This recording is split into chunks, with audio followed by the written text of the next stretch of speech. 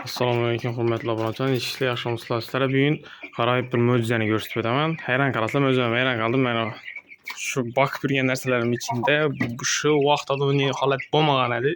Birinchisi bo'ldi. Shunday bir nevichli holat, unga bir Allohning mo'jizasi.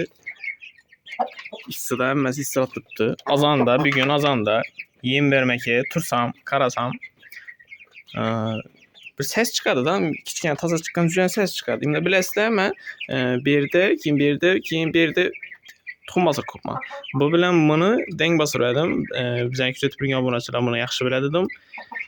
İkisi deng bosilgan edi. Bularning chiqishini hali 2 kun vaqt bor. Hali bugun 19-günü, ertaga hali 20, keyin 21-günü chiqishi kerak.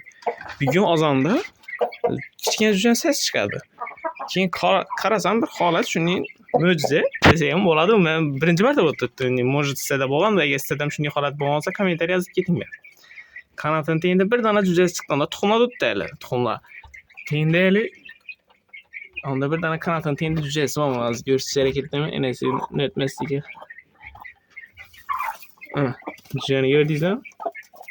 Bir jujasi erta chiqqanmi? Erta tug'ilgan odamlar ham erta tug'iladigan narsa bo'ladi-ku holat. Men hozir suvda yana bermadim. Enasam suv solganidan keyin kerak qo'yib bermadim. Yine mo'jiza. Onda tuxumlar hali chiqib ularni chiqqan vaqtda ham ko'rsatamasizlar bir qator.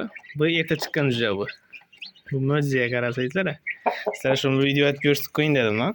Bir kichkina bir video obzorcha ham aytib beramiz. Bundan tuxumlar tutdigan yozibdi qo'rqib. Ikkisi deng bosilgan. 2 kundan keyin xolasa bilan tengdaylar chiqadi. Bak qaravay, issilab turibdi bu. Nechik? Hey, cho'kma, ashtajak. Endi jujalayna. Xudo xolasa bir oylikdan o'tdi. Nechik o'sishlar, ullayishlari. Ko'pchilik kommentariyada xo'roz makonini ajratinglar, qani kim biladi ekan degan vaqtim ko'pchiligi 3 xo'roz debdi. Qorani ham xo'rozga qo'shdilar. Qora 100% makon do'stlar. Men aniq bilaman shu narsani. Birinchi aytganman makonni, birinchi kichkina vaqtimda bu makon deyman. O'zimni qoram bor-ku, qo'rqaman. Shuni qiyzib oladi endi bu. Bizda bu xo'roz, bunda bir xo'roz. Ikkisi xo'roz. Qolgan 4si makon bular. Bular zo'r atib DNA, boshqacha DNA o'tirdim bularni. Bu DNA tayyorlashdan bir ko'rsataman DNAdan. Bir yem berish obzorida ham chiqaramiz videoni. Hozircha holat shunday. Tepada xo'rozlar, keyin bir makon bu yerga qo'shib ko'pman. Bu yerda 1, 2, 3 katakda g'orqlar. Bu yerda bularning joyi bu, bu yerga chiqaradigan. Eldan beklab o'tdik buni, ko'rgan bo'lsa yodlaringizda bo'lsa.